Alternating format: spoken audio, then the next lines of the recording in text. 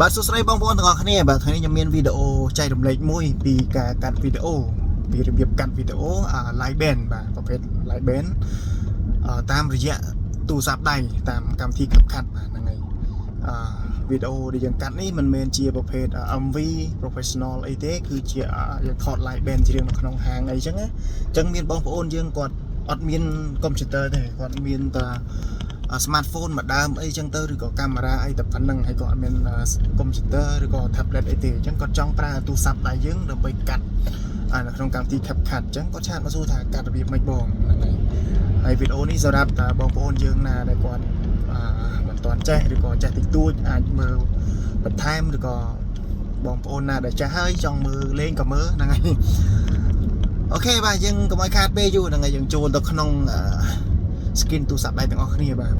បាទសួស្តីទាំងអស់គ្នាបាទដំបូងឡើយយើងចូលមកក្នុងទូរស័ព្ទយើងមកចូលកម្មវិធី CapCut បាទកម្មវិធី CapCut នេះខ្ញុំប្រើក្នុងទូរស័ព្ទSamsung S22 Ultra ហ្នឹងហើយ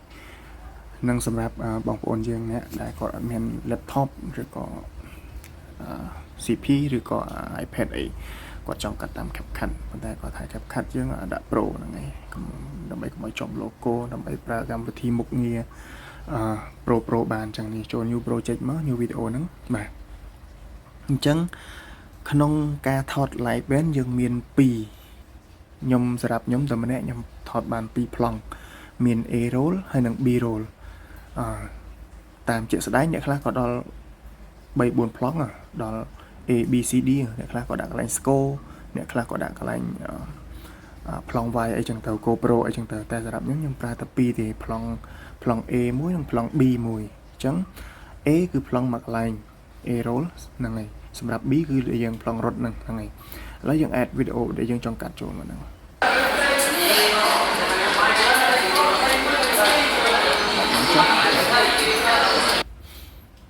យើង add ចូលមកប្លង់ A ហើយសម្រាប់សំឡេងគឺយើងយកសំឡេងដើមនឹងសិនសំឡេងស៊ីនសិនដោយសារសំឡេងយើងអត់អាចយកបានទេសំឡេងខាងក្រៅវាមានសំឡេងរំខានច្រើនអញ្ចឹងយើងចាំ add music ចូលតាមក្រោយ add audio ចូលតាមក្រោយសំខាន់យើងកាត់ scene 1និង scene 2នឹងឲ្យចូលគ្នាសិនហ្នឹងហើយអូខេឥឡូវយើងអូសមើលកន្លែងណាដែលវាចាប់ផ្ដើមលេងកន្លែងណាដែលគេចាប់ផ្ដើមលេងចឹងហើយ play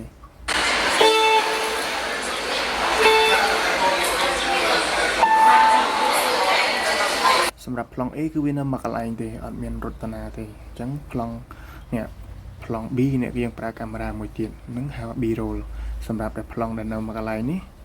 គឺយើងដាក់កាមេរ៉ាទុកចោល fix មួយកន្លែងហ្នឹងទៅហ្នឹងហើយហើយនឹងងាយសម្រាប់អ្នកដែលគាត់អត់ដែរយល់អត់ដែរដឹងពីការកាត់ឬក៏អត់ដែរថតហ្នឹងហើយសម្រាប់បងប្អូនយើងដែលអ្នកចេះហើយក៏មិនបាច់មើលក៏បានលងចោលក៏បានហ្នឹងហើយនេះគ្រាន់តែជាវីដេអូចែករំលែកដើម្បីឲ្យបងប្អូនយើងអ្នកដែលមិនដែរចេះសោះបាទគាត់អាចកាត់វីដេអូខ្លួនឯងបានហ្នឹងហើយដោយប្រើ CapCut អញ្ចឹងយើង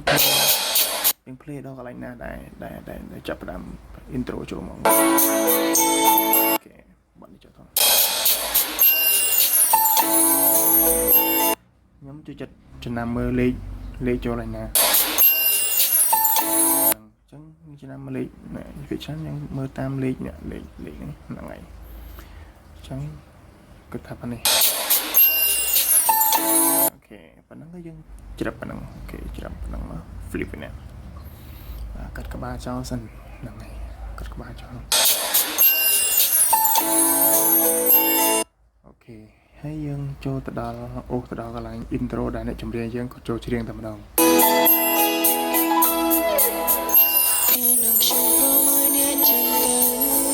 ្នឹងហើយខ្ញុំគឺចំណាំរបស់ខ្ញុំគឺលេខ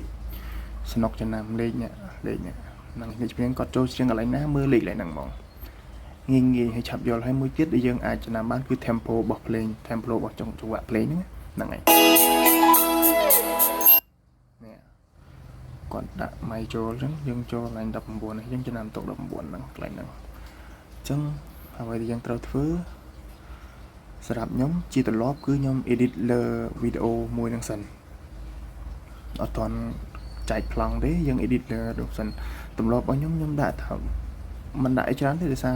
យើងថតមកបាន color ស្អាតហើយយើងមិនចាំបាច់ចាក់ color ឬក៏ filter អីថែមទេ ទម្លាប់ខ្ញុំចូលតែ edit មុខតួយើងតិចមកបាទចុចឡើងហ្នឹងណាសារដើមម្ដងទៀត internet slow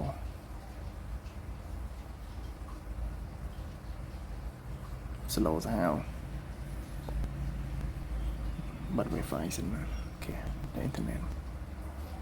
ដោយសារខាត់វាប្រើ internet ចឹងរៀង slow ចូលមកម្ដងទៀតមួយបាទចូលក្នុងចុចលើវីដេអូចឹងមកហើយអូសមកយកពាក្យនេះ retouch បាទ retouch your face បាទចឹងភាគច្រើនវាអូតូយើងបាត់អូតូនេះចោលមកអូតូនេះបាត់ចោលសម្រាប់ខ្ញុំយកតែពីរ function ទេ face នេះគឺខ្ញុំភាគច្រើនតួស្រីភាគច្រើនគាត់សុំឲ្យមុខគាត់រឹង smooth តិចបងហ្នឹងហើយខ្ញុំនិយាយ smooth មក smooth គឺយើងខ្ញុំដាក់តិចដែរទេមិនដាក់ច្រើនទេ 20% អីទេតាមតួបើយើងតួស្អាតទេយើងដាក់តិចទៅតួយើងអត់សូវស្អាតដាក់ច្រើនតិចទៅនឹងជាក់ស្ដែងហ្នឹងហើយដាក់ smooth 20% ដាក់30ចុះឧទាហរណ៍ 30% ចុះហ្នឹងឧទាហរណ៍ជាក់ស្ដែង30 20 30តាមជាក់ស្ដែង whitening ខ្ញុំប្រើតែ2ទេភាគច្រើន whitening គឺពលឺស្បែកហ្នឹងហើយពលឺស្បែកបើចម្រៀងភាគច្រើនដាក់ 50% 50ដាក់លើសក៏អត់កាត់ដែរកាត់កមួនហ្នឹងប៉ុណ្ណឹង50ប៉ុណ្ណឹងភាគច្រើនតែប៉ុណ្ណឹងហើយគឺខ្ញុំដាក់តែប៉ុណ្ណឹងអូខេហ្នឹងយើងជាក់ស្ដែង color វីដេអូយើងអាចយកបានហើយយើងមិនចាំបាច់ចាក់ color ថែមតែបើយើងចង់ចាក់ color ទៀតចាក់ពីលើមកហ្នឹងចូល filter នេះមកចាក់ color លើវីដេអូតែសម្រាប់ខ្ញុំនេះយើងចង់ដាក់ color អីគេ 4K ដាក់អីចឹងទៅតាមអារម្មណ៍តាមចិត្តយើងស្រឡាញ់ហ្នឹងហើយពណ៌អីក៏បានតែសម្រាប់ខ្ញុំអត់ដាក់ទេដោយសារមុននឹងយើងថតយើងបាន setting កាមេរ៉ាយើងច្បាស់ហើយថាយក color ហ្នឹងយើងស្រឡាញ់ color ហ្នឹងអញ្ចឹង color ខ្ញុំដាក់ទេខ្ញុំប្រើតែ2ទេមុខ smooth ហើយនឹង whitening 2ហ្នឹងដំណាក់កាលបន្ទាប់គឺយើង add ប្លង់ B roll ចូលបាទនេះប្លង់កាមេរ៉ាហ្នឹងណាប្លង់ហ្នឹង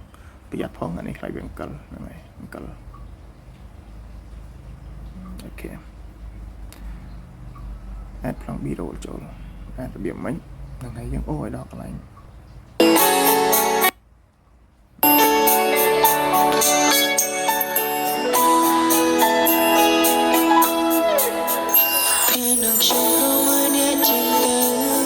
អូខេ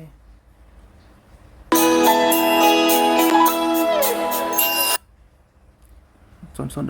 ខ្ញុំចំណាំកន្លែងហ្នឹងហ្មងចំណាំលេខហ្នឹងចំណាំលេខហ្នឹង0019បើន័យថាអ្នកជំនាញយើងក៏ចូលច្រៀងកន្លែងហ្នឹង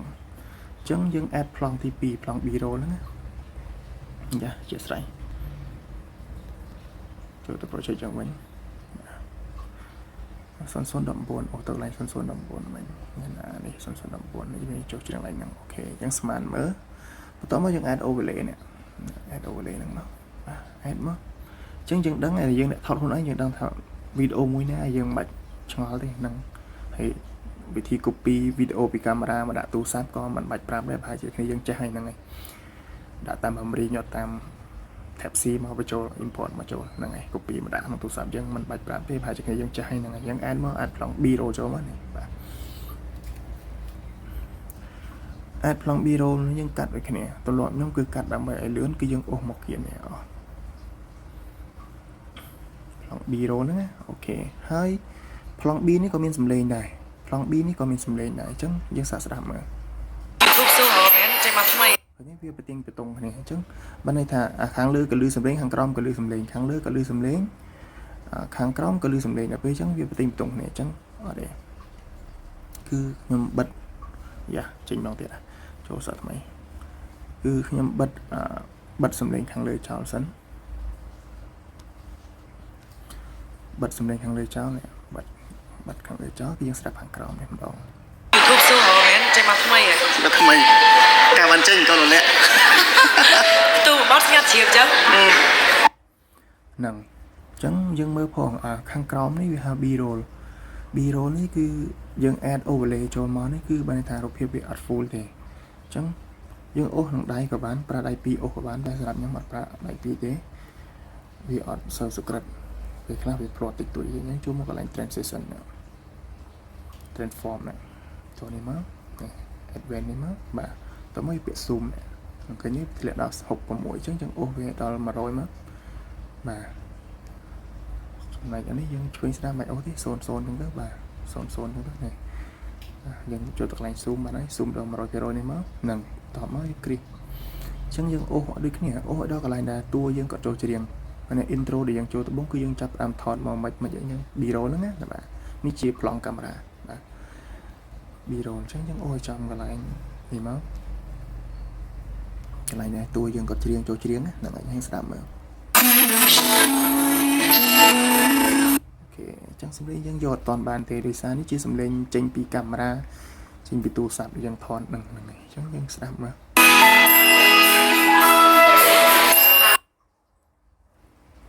តួយើងចូលច្រៀងកន្លែងនេះអញ្ចឹងយើងច្រឹបកន្លែងនេះមក script ហ្នឹងមកបាទហើយកាត់ក្បាលចោលហើយយើងអូសវីដេអូនេះវីដេអូខាងក្រោមអូលេហ្នឹងអូសឲ្យចំកន្លែងដែលយើងស្នាមទុកមិនថាលេខប្រហែល0019អ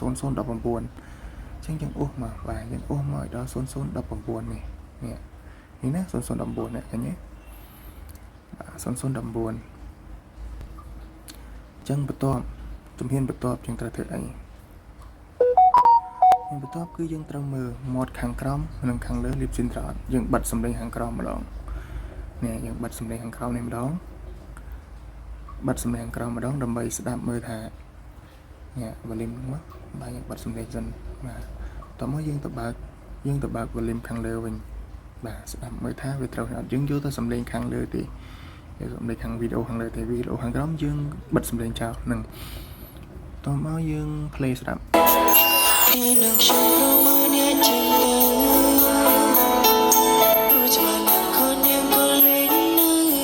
ឃើញទេបើយើងចំណាំលេខបានគឺស្រួលហ្មងគឺពាក់តែម្ដងប៉ុន្តែវាមានខុសតិចតួចយើងសេរីទៅតាមហ្នឹងទៀតណាចុះស្ដាយយើងមើលតទៀតហ្នឹងហើយចាំមើលត្រូវអត់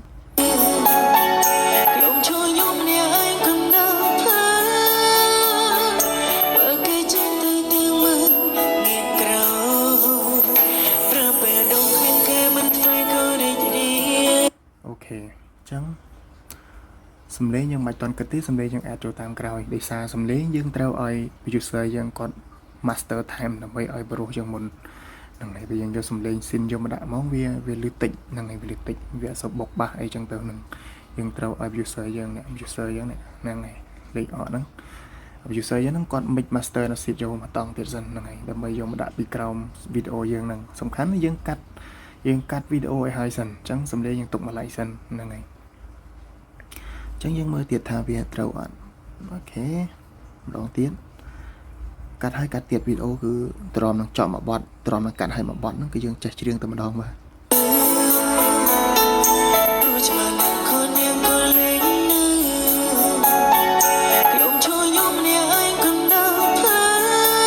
មានអារម្មណ៍ថា overlay យើងយឺតជាងសំឡេងខាងលើបន្តិចអញ្ចឹងយើងអូសមកបាទយើងអូសបន្តិចមកស្កត់ឲ្យជាប់អូសមកតិចមកបាទហ្នឹងប៉ុណ្ណឹងហើយ play មើលម្ដងទៀតថាវាចំអត់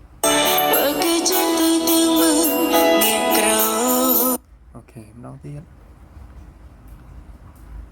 intro 1 2 3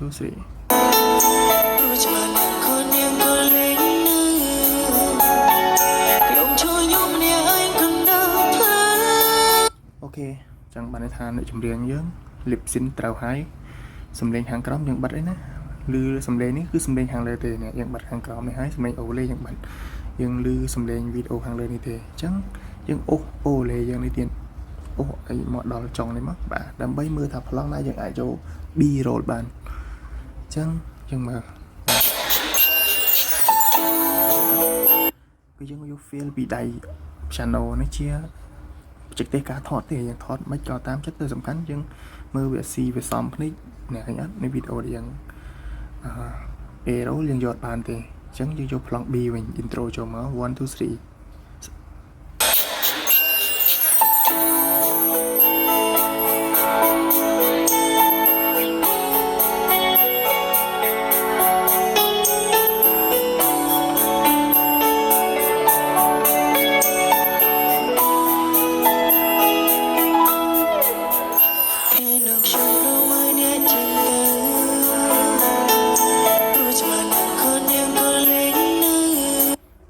សួរ ថាកន្លែងដែលញ័រនេះយើងថតហើយយើងត្រូវ switch ប្លង់យើងដូរប្លង់ B-roll ហ្នឹងណា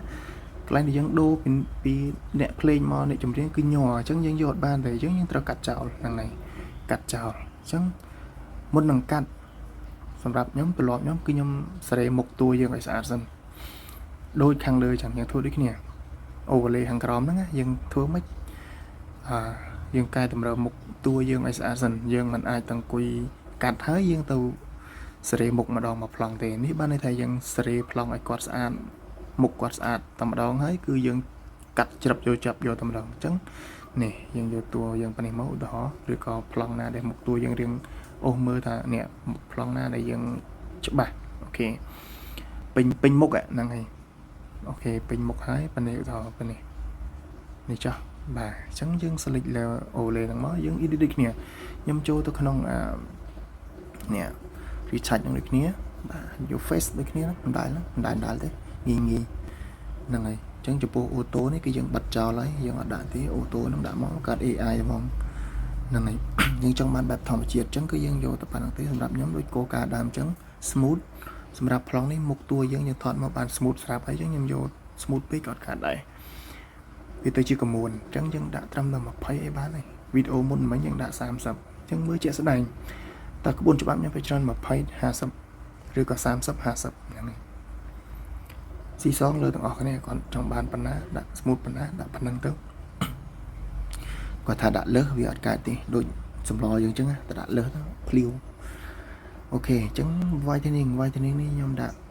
whitening ខ្ញុំដកចេញសិនព្រោះប្លង់នេះយើងមានជាប់យើងអត់ដាក់ទេយើងដាក់ទៅ face ទេប៉ុន្តែយើងមាន body មួយទៀតអូខេ body មួយទៀតចំពោះ body ហ្នឹងគឺនេះសាច់ស្មាសាច់ខ្លួនអីគាត់នេះខ្ញុំអូសមក whitening body ហ្នឹងស្អកបាត់ហើយឃើញទេគឺបានន័យថាមុខក៏សខ្លួនក៏សស្បែកដៃស្បែកអីគឺសទាំងអស់សទាំងព្រមតែម្ដងអញ្ចឹងនេះយើងដាក់50អូខេណាអូខេអញ្ចឹងតួយើងពីសម្បល់រៀងស្អែមយើងតាមពិតគាត់សទេប៉ុន្តែភ្លើងយើងវាយពីលើឆាកទៅវាពណ៌ហ្នឹងអញ្ចឹងយើងលើកដាក់មក50ហ្នឹងហើយគាត់រៀងសចាញ់ចាំងតិចហើយគាត់មានទំនុកចិត្តតិចហ្នឹងប៉ុណ្ណឹងអូខេប៉ុណ្ណឹងហើយសម្រាប់ខ្ញុំគឺអូខេសម្រាប់ background ជុំវិញអីគឺ color ប៉ុណ្ណឹងគឺយើងយកបានហើយដោយសារយើង setting ក្នុងកាមេរ៉ាយកប៉ុណ្ណឹងយើងជឿចាក់ color ថែមបាទអញ្ចឹងវាបន្ទាប់គឺយើងកាត់ប្លង់ច្រឹបប្លង់បាត់នឹង intro ដំបូងមកគឺវាមាន piano អញ្ចឹងអ្នកកាមេរ៉ាគឺ close up ទៅកាមេរ៉ានេះ close up ទៅដៃអកហ្មងអញ្ចឹងនេះប្លង់ B នេះគឺដៃអកនេះប្លង់ដែលយើងបានពីកាមេរ៉ាមិញហ្នឹងអញ្ចឹងខ្ញុំព្យាយាមមើលវាឲ្យច្បាស់នេះវាធ្លាក់មកហ្នឹងដៃយ៉ាងហ្នឹងស្កត់ឲ្យចំរុញបាទអូខេអញ្ចឹងវាត្រង់ហើយយើងជីដល់វគ្គដែលយើងត្រូវកាត់ប្លង់ម្ដងច្រឹបប្លង់បាទ intro យើងស្ដាប់មើល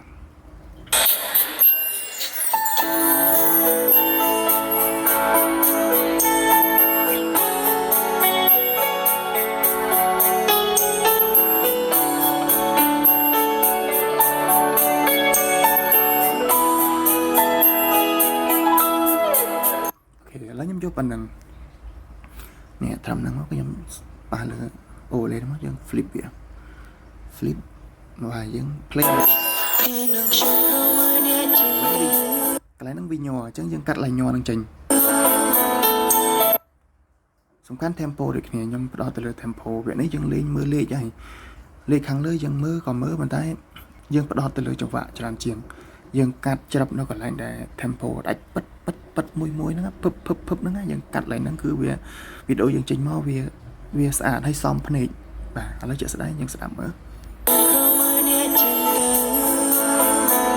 ហ្នឹងហើយចេញទៅពឹបខ្ញុំកាត់យកប៉ុណ្ណឹង flip យកប៉ុណ្ណឹងអញ្ចឹងមិនខ្ញុំច្រឹបហើយលុបអាកន្លែងញ័រហ្នឹងចោលប៉ាប់ហ្នឹងអញ្ចឹងមានថាវីដេអូយើងលោតមកប្លង់ទី A វិញហើយឥឡូវប្លង់ B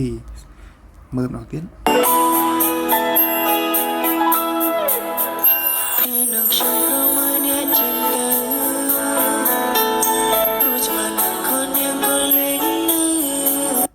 ឃើញលយទេវាឆ្វិចពី A ទៅ B ពី B មក A បាទបន្តមកពី A មក B វិញហ្នឹង នឹងបើយើងមាន3ប្លង់4ប្លង់ទៀតកាន់តែសប្បាយលេងទៀតប៉ុន្តែនេះវីដេអូនេះខ្ញុំថតបានតែ2ប្លង់ទេមាន A និង B អញ្ចឹងខ្ញុំកាត់តែប៉ុណ្្នឹងសិនបើយើងមានប្លង់ស្គរមានប្លង់អីហ្នឹងថែមទៀតនឹងយើងចាំគិតទៀតហ្នឹងហើយដូចគ្នាវិធីធ្វើដូចតែគ្នាទេហ្នឹងហើយអញ្ចឹងយើងស្ដាប់តទៅមុខទៀតថាវាយ៉ាងម៉េច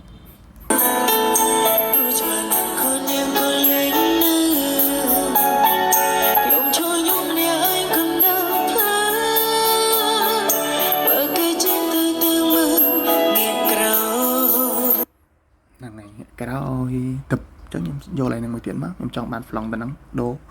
ដោយសារវាវែងដែរហើយពីនេះមកវារៀងវែងហ្នឹងហើយនេះក្រោយវាដូរច្បាប់មកទឹកទៅមួយ tempo វាដូរទៅមួយទៀតមកវើសទៀតយើងដូរមកប្លង់ទៀតបាទ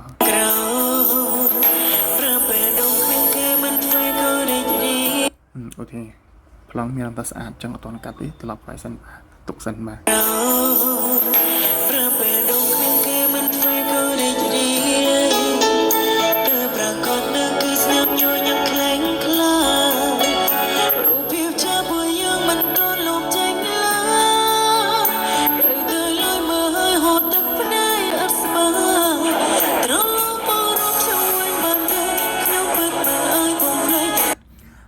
ទូរស័ព្ទយើងវារៀង slow internet អញ្ចឹង slow internet ក៏យើងកាត់រៀងតាក់ដែរអញ្ចឹងយើងជាយាមស្ដាប់ sound ខាងលើវា sound វាស្មើអញ្ចឹងហ្នឹងហើយ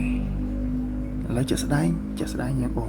មើលថាប្លង់ណាយើងគួរកាត់ប្លង់ណាយើងគួរទុកអញ្ចឹងខ្ញុំអូមើលសិនអូខេអូសិននេះស្ដាប់លើអារម្មណ៍យើងលើអ្នកកាត់យើងចង់បានម៉េចយើងកាត់តាមហ្នឹងទៅ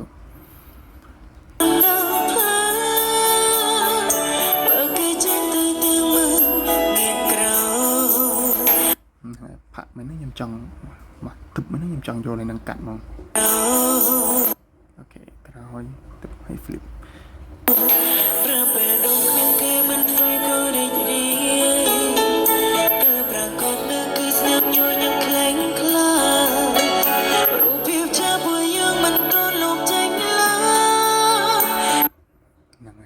ចង់បានប៉ុណ្ណេះវិញចេញឡើយអូខេ flip ទាំងមកយើងកាត់អាB-roll ចោលបាទអូខេនេះចឹងមើលកាត់ដើមើលបដាហ្នឹង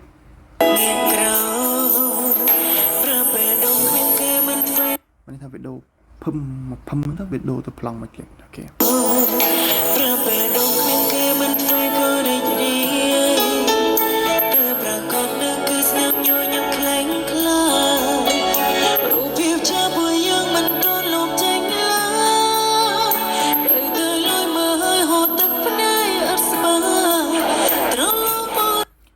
ចង់បាន intro មកកន្លែង air មកត្រឡប់មករកកន្លែងកាត់ចោលទៀតអូខេយកឲ្យហ្នឹងហ្មងពុប sweep ឲ្យហ្នឹងឲ្យកាត់ចោលអូខេចឹងខ្ញុំចង់បាននេះ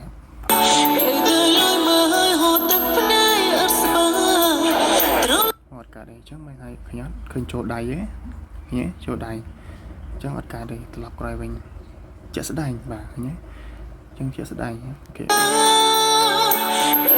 កដូចមុនចឹងហ្នឹង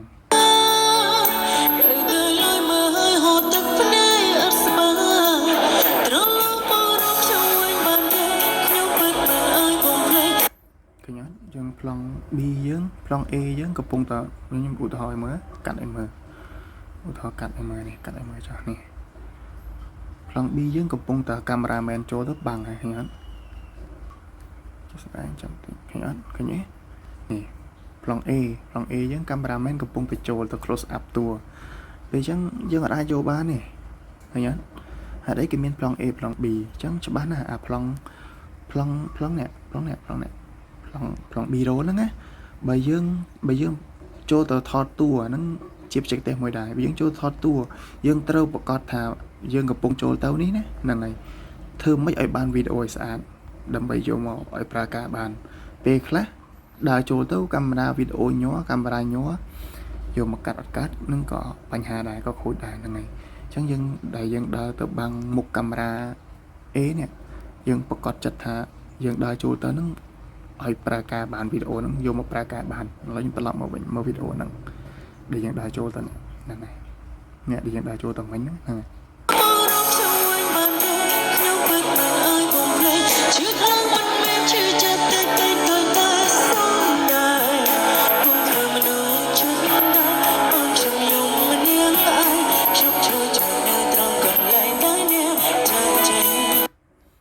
ចាក់ចេញខ្ញុំចង់ដូរប្លង់វាយូរពេកហ្នឹងហើយកាត់មកដែរទេលើអារម្មណ៍យើងអ្នកកាត់តែសំខាន់កាត់ឲ្យចំ tempo ហ្នឹងហើយបានមើលទៅវាអត់សូវឆ្កង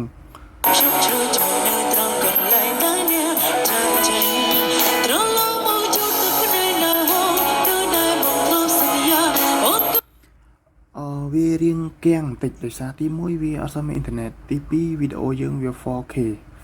យើងកាត់ក្នុងទូរស័ព្ទវារៀង lag ណាភាសាចេះគេហៅ lag រៀងតាក់បន្តិចអញ្ចឹងយើងព្យាយាមស្ដាប់ sound ហ្នឹងហើយឥឡូវយើងស្ដាប់ sound មក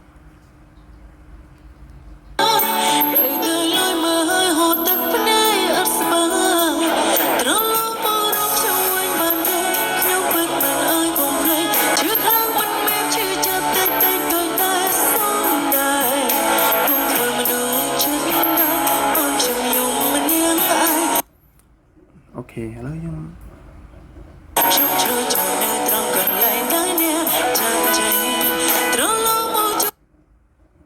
គេរៀង lag ឥឡូវយើងមើល sound វាថាវាច្រៀងទៅច្រៀងដល់ណាអូខេ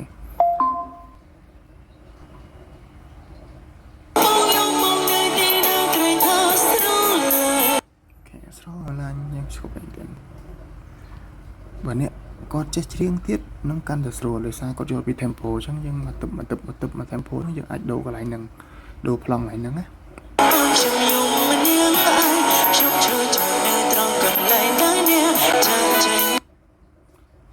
ចាក់ចេញឥឡូវ stir ហ្នឹងអូសថែមឧទាហរណ៍ជាក់ស្ដែងបាទហ្នឹងហើយ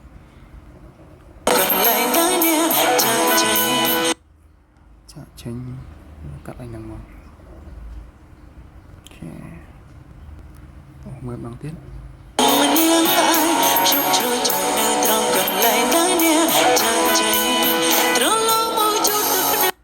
លេខសាហាវអូខេកាត់ចង់រហូតនេះយើងច្រាំអញ្ចឹងណាច្រាំមានប្លង់ A ប្លង់ B ផ្លាស់នេះទៅផ្លាស់នេះមករហូតដល់ចប់ហ្នឹងហើយខ្ញុំឧទាហរណ៍ខ្លីៗត្រួសឲ្យមើលទេហើយបន្ទាប់ជំហានបន្ទាប់បានន័យថាមានបន្ទាប់គឺយើង add sound ចូល muônនឹង add sound យើងបិទសំឡេងចោលសិនយើងស្ដាប់មើលតានេះហ្នឹងហើយតែបើវិធី add sound សម្រាប់របស់ខ្ញុំគឺដូចគ្នាដូចនឹង add overlay អញ្ចឹងសំខាន់យើងដាក់ឲ្យដល់កន្លែងអ្នកច្រៀងសិនហើយយើង add sound ចូលសំខាន់ sound អត់ទាន់មានផង sound អត់ទាន់ master ហើយផងអត់ទាន់ផ្សាយមកឲ្យអញ្ចឹងយើងកាត់ប្លង់តទៀតទេចឹងហ្នឹងហើយយើងកាត់ប្លង់ឧទាហរណ៍បើយើងមាន sound យើង add ចូលកន្លែងនេះខាងក្រោមហ្នឹងណា sound យើង master ហើយហ្នឹងហើយយើងយកមកវាស់ធ្វើម៉េចឲ្យត្រូវជាមួយនឹងមាត់អ្នកចម្រៀងយើងគាត់ lip sync ឲ្យត្រង់គ្នាហ្នឹងហើយតែប៉ុណ្្នឹងឯងតែប៉ុណ្្នឹងទេហើយបន្ទាប់មកយើងមានធ្វើអីយើងគ្រាន់តែ run ចេញ run export ហ្នឹងបើសម្រាប់ Facebook យើងដាក់18ប៉ុណ្្នឹងឯងសម្រាប់ Facebook យើងផុសទៅមានគុណភាពល្អច្បាស់បិទអានេះផងបាទបើសម្រាប់ YouTube យើងដាក់ 4K មកបាទ 4K សំខាន់យើងដាក់ដល់60 frame ដាក់30 frame បានហើយហ្នឹងហើយនេះសម្រាប់ YouTube នេះសម្រាប់ Facebook ហើយក៏ export តែប៉ុណ្្នឹងទេងាយឆាប់ចប់